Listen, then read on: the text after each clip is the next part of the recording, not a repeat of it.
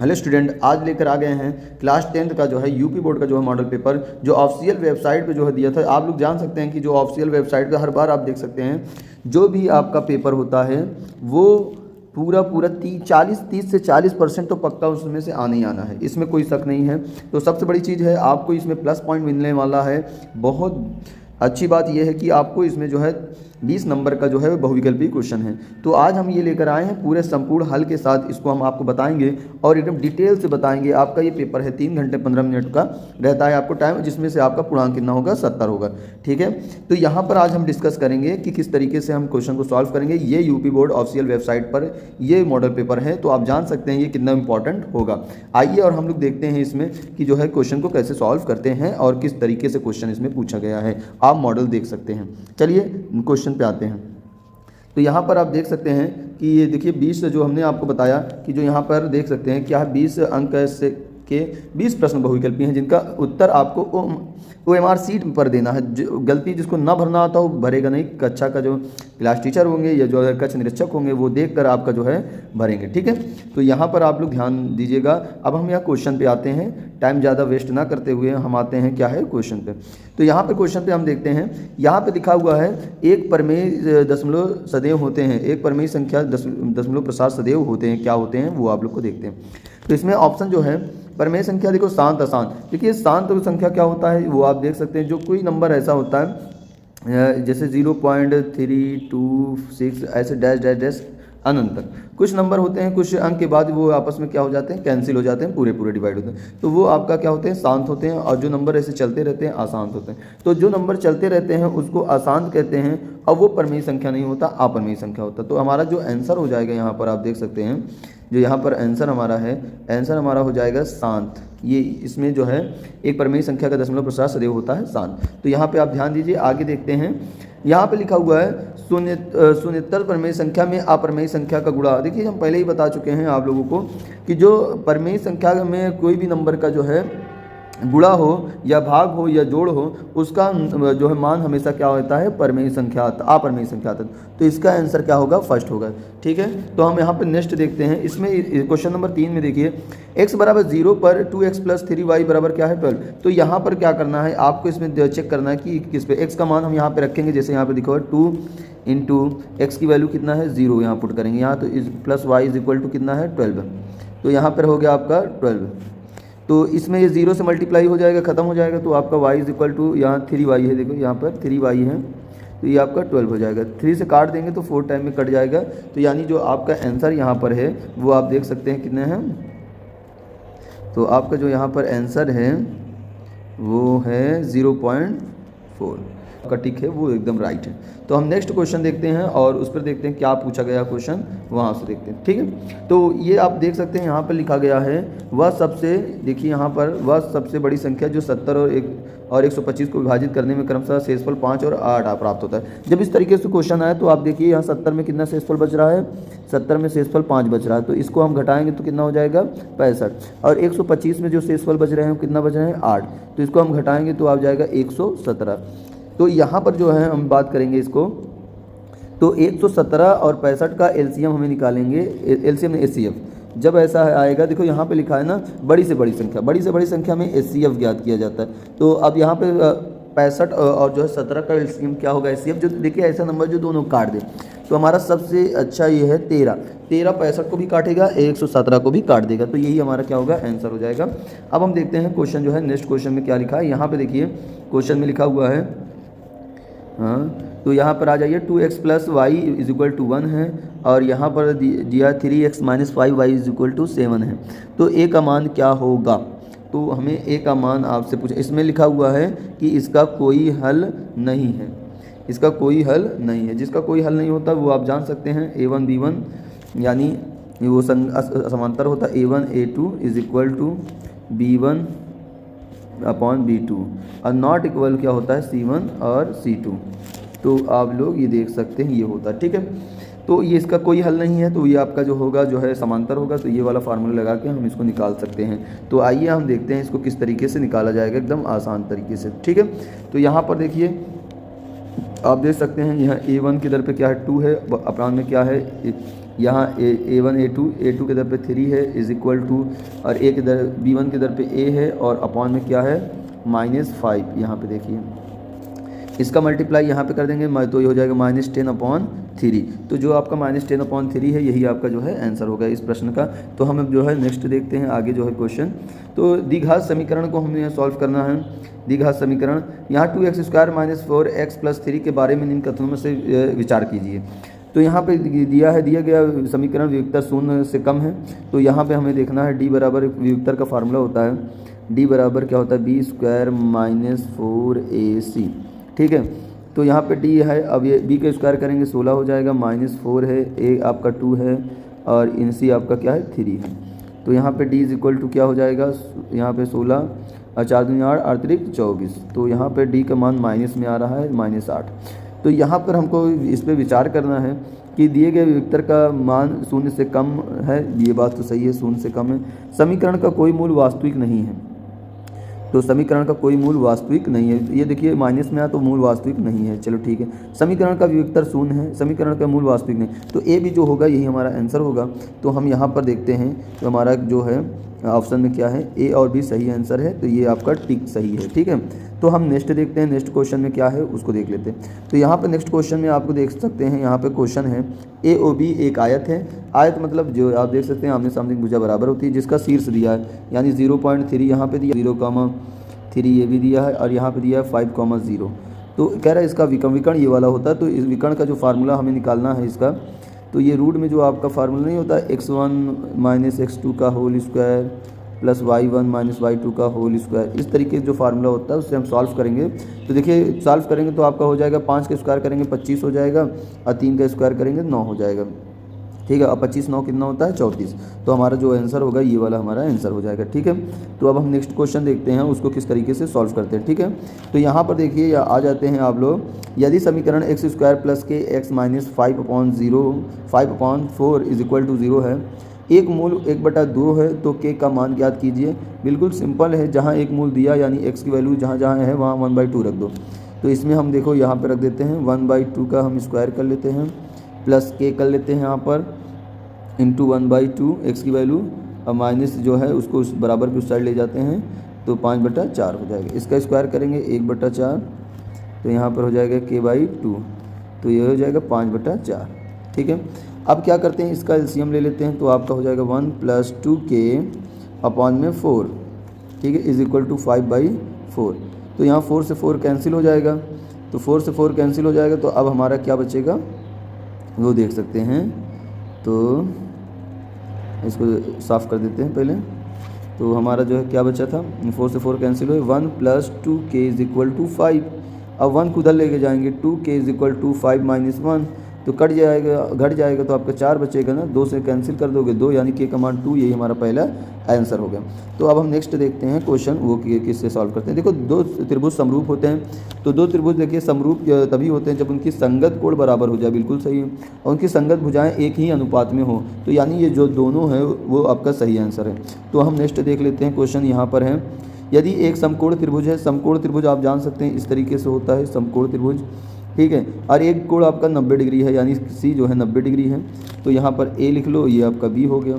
तो आपसे कह रहा है जो आपका दिया हुआ है BC आपको दिया है 4 सेंटीमीटर, BC 4 दिया है और जो है AC 3 दिया है।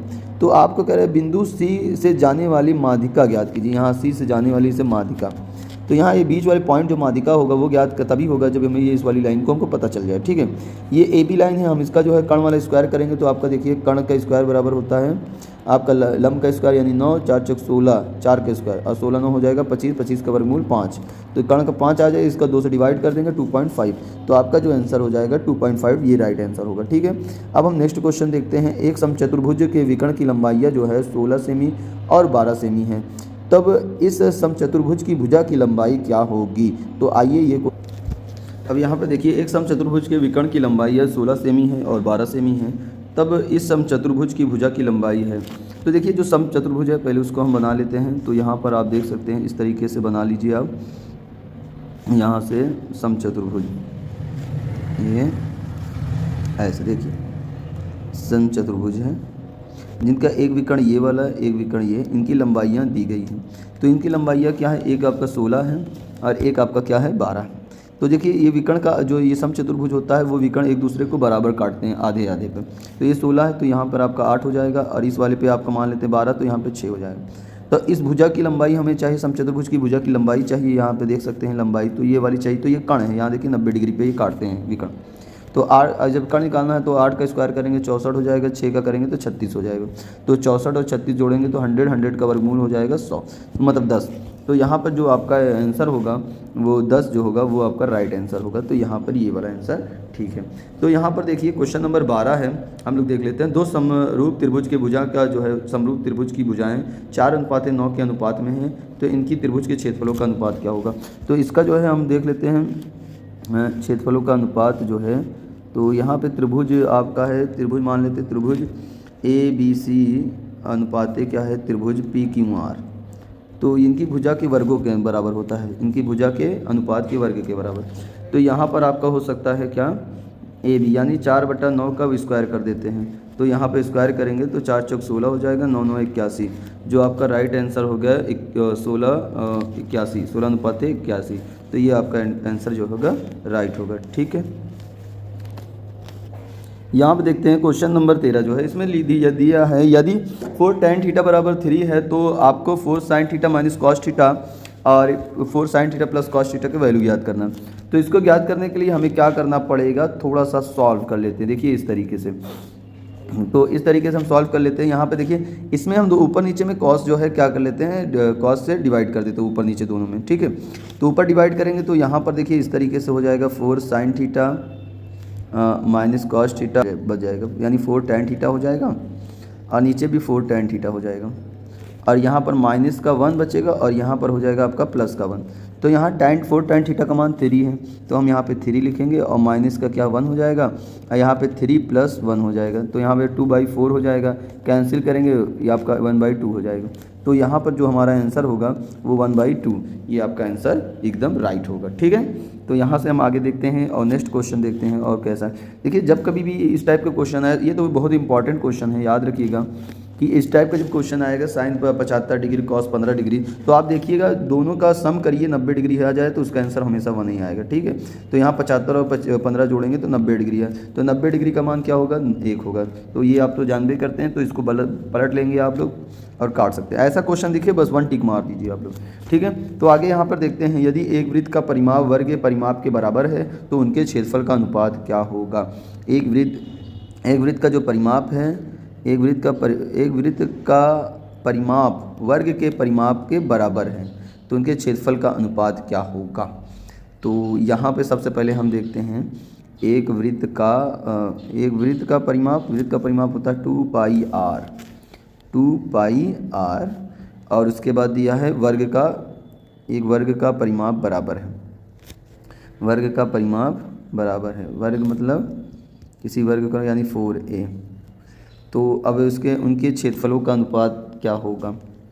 ठीक है, तो यहाँ पर देख लेते हैं, ये आपका कैंसिल हुआ, ये यहाँ पर 2 से कट गया, πr बराबर आपका हो जाएगा 2a। ठीक है, एक वृत्त का परिमाप वर्ग के परिमाप का बराबर है तो उनके क्षेत्रफलों का अनुपात क्या होगा, क्षेत्रफलों के अनुपात क्या होगा। तो कुछ नहीं, यहाँ पर हमें क्या कर लेना है, πr², यहाँ पर a²। ठीक है, a का मान आपका हो जाएगा 2πr²। तो यहाँ पर हम लिख देंगे πr² = यहाँ पर हमें 2 कर जाएगा πr/2 का स्क्वायर, यानी πr2 का स्क्वायर आपका हो जाएगा π²/2। 2 का स्क्वायर करेंगे तो 4 हो जाएगा। तो यहाँ से एक r से r कैंसिल हो जाएगा, एक पाई से पाई कैंसिल हो जाएगा, तो यहाँ पे आएगा 22/7 और यहाँ पे 4, तो 7 × 4 तो 22/28 कोई में है, तो यहाँ पर हो जाएगा। तो उनके क्षेत्रफलों का अनुपात, तो क्षेत्रफल का अनुपात हो जाएगा, वृत्त का होता है πr², a का मान हो जाएगा πa का अनुपात है।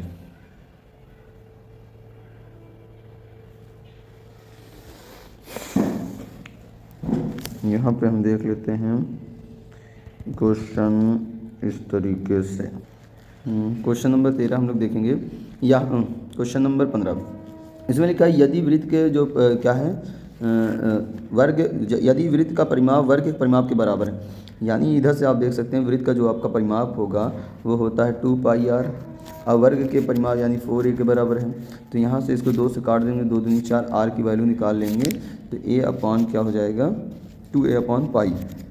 तो यहाँ पे हम क्या इनके क्षेत्रफल का अनुपात रखेंगे, r की वैल्यू 2a अपॉन पाई रखेंगे। कैंसिल होने के बाद जो हमारा आंसर आएगा वो आंसर हमारा क्या हो जाएगा 14:11। तो ये आप लोग कर लीजिएगा, ठीक है।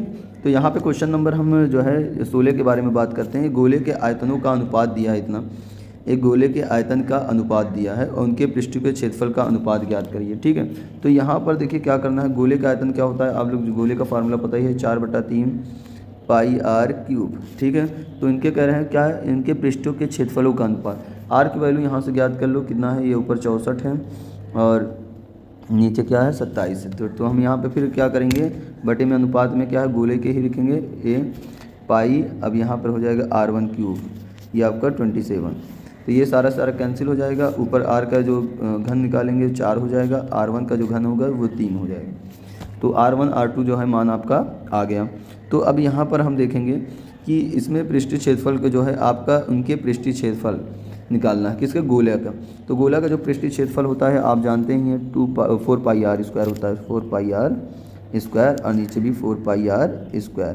तो 4π तो ये कॉमन है, कैंसिल हो जाएगा, r² यानी 4 का स्क्वायर करेंगे 16 हो जाएगा, नीचे 3 का स्क्वायर करेंगे तो आपका 9 हो जाएगा। तो 16:9 जो आपका होगा आंसर वो राइट होगा। तो 16:9 आपका ये वाला आंसर राइट है। तो यहाँ पर हम देखते हैं क्वेश्चन नंबर जो है 17। तो 1 से लेकर 10 तक का धनात्मक विषम संख्याओं का समांतर माध्य ज्ञात करना है, धनात्मक विषम संख्याओं का। तो जो समांतर माध्य विषम संख्या क्या होती है वो आप लोग देख सकते हैं, 1 होती है, उसके बाद 3 होती है, फिर आपका क्या 5 होता है, विषम जो 2 से ना कटे 7 होता है, फिर 8 तो कट जाएगा, फिर 9 होता है। तो अब देखो माध्य समांतर माध्य निकालने, जितनी संख्या जोड़ रहे हैं उतने से डिवाइड कर दो, यानी 5 डिवाइड कर दो। तो ऊपर अंक जोड़ रहे हैं तो जोड़ने पर आपका आएगा 25 और नीचे 5 से डिवाइड कर देंगे तो आपका आंसर क्या आ जाएगा 5। तो इसमें देखेंगे जो आंसर आपका 5 होगा वही राइट होगा। तो यहाँ पर ये आंसर आपका 5 राइट है, ठीक है।